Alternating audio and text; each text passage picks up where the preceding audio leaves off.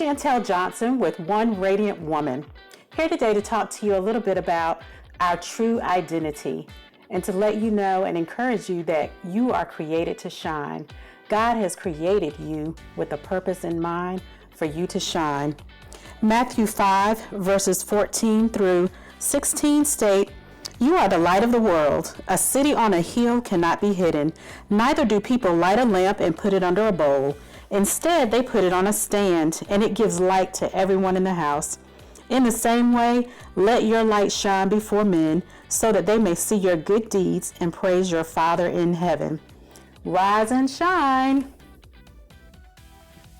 Have you ever thought about what it means to have a personal identity? Have you ever thought about what it is that makes you who you are? If someone were to ask you, how would you describe that? Hopefully, after watching this video, you'll have a little bit more information on what it is that distinguishes your personal identity from your God-given true identity. Thanks for listening. So I think it's very important that we all have an understanding of what it is that makes us who we are. What is it that makes us the unique individual that we are, and that sets us apart from others, and that helps to give us a sense of hope and purpose in our lives. What is it that we were created for? What is it that we were put on this earth here to do? And wanted to share the definition of personal identity as described by the American Psychological Association. An individual's sense of self is defined by a set of physical, psychological, and interpersonal characteristics that is not wholly shared with any other person. B, a range of affiliations such as ethnicity and social roles. Identity involves a sense of continuity or the feeling that one is the same person today that one was yesterday or last year, despite physical or other changes. Such a sense is defined from one's body sensations, one's body image, and the feelings that one's memories, goals, values, expectations, and beliefs belong to the self. And basically, when I read that, what it's saying to me is that our identity is based on both external physical factors as well as internal psychological factors. And it's a set of characteristics that make us unique and make us who we are. It also may include our social roles in life, and such as being a wife or a mother or father, and may include things like race and ethnicity, gender, vocational roles, many different things. So there's many things that kind of define who we are, but who are we really? If someone were to ask you, what is it that makes you you, how would you answer that? Now for me, my identity is based on a biblical worldview. I have made the choice in my life to define myself and live according to who God says I am. I do believe in God, and I believe that there is a God. I look at nature, I look at so many different things in this natural world, and there has to be like something or some entity bigger than myself that created it and that put it all together and makes it work so well. And so at a young age, I decided that I would follow God, and I accepted Christ into my life, and that has made all the difference in how I see myself and how I view the world. And that is a part of my identity that makes me unique, the fact that I made that choice. And I believe that the Bible, kind of speaks to from the beginning of who we are, and it speaks to, the fact that God created us with love in his heart and with a purpose in mind. In the beginning, when God created the heavens and earth, one of the first things it says he created was light. And he has called us to be a light in the world. When we accept his son, Jesus, who is also called the light of the world, we take on the Spirit of God, and that just kind of gives an internal transformation of who we naturally may be.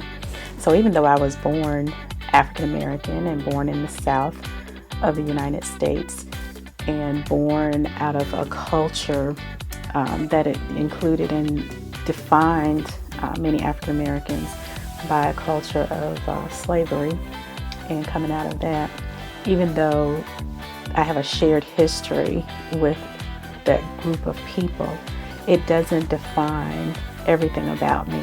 And so if someone were to just look at me without knowing me, they might make a lot of prejudgments about who I am or who I should be, what kind of things I like or should like, what kind of foods I like to eat, how I speak, what type of education I might have. People make all kinds of assumptions based on our physical and outer appearance about our identity and who we are. And even sometimes when you grow up in a family or you go to school with certain people, they may have known you at a certain time and interacted with you, and they too have formed an opinion about who you are or who you should be. And sometimes those things can stay stuck in a person's head. However, I believe that when the Spirit of God is working in you, there are some things about you that may never change, but when the Spirit of God is working in you through Jesus Christ, the Bible tells us that we become a new creation. And when we become a new creation, the old things that we used to do, and I particularly believe the old things we might have done that were not working for us in our favor or in the favor of people around us, God will help to change us and give us a new direction and a new perspective and a new identity. Well, just looking at the beginning of the Bible, the book of Genesis, which is called the origins of the Bible and talks about the origins of man. It talks about all the different things that God created in the first 6 days of the beginning of time.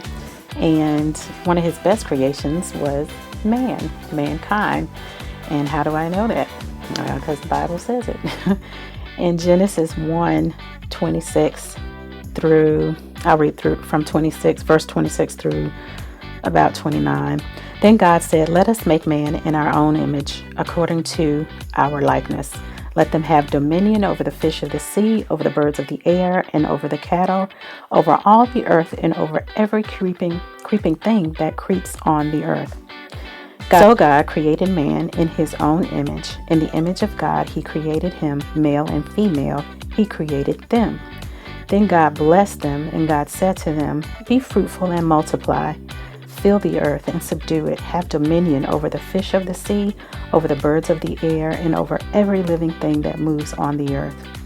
And it goes on in verse 29 to let us know that God gave us the herbs that yield seed and trees whose fruit yields seed for food, for our nourishment.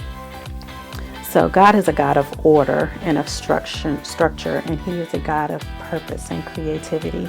And being that he created us in his image, those are things that he calls us to do as well.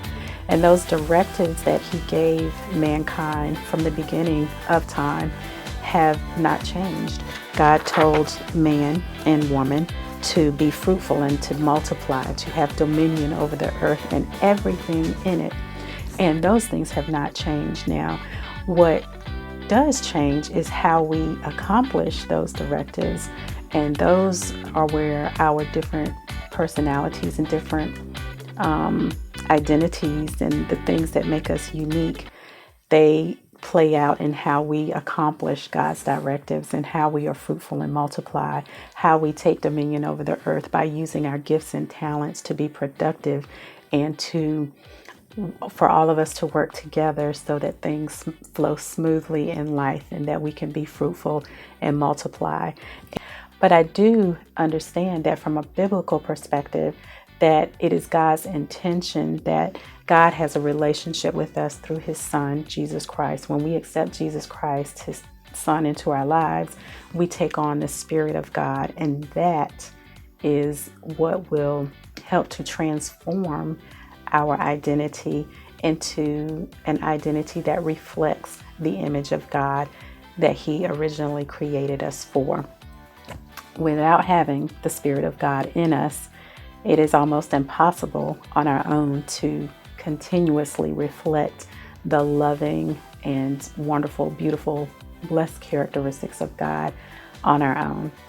So just as there is a physical light that penetrates darkness and overcomes darkness, there's a spiritual light that we can have in us as people that helps us to be a light in the darkness that may be around us.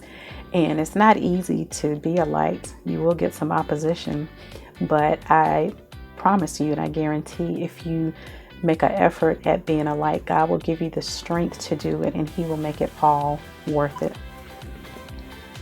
Rise and shine. Thanks for listening.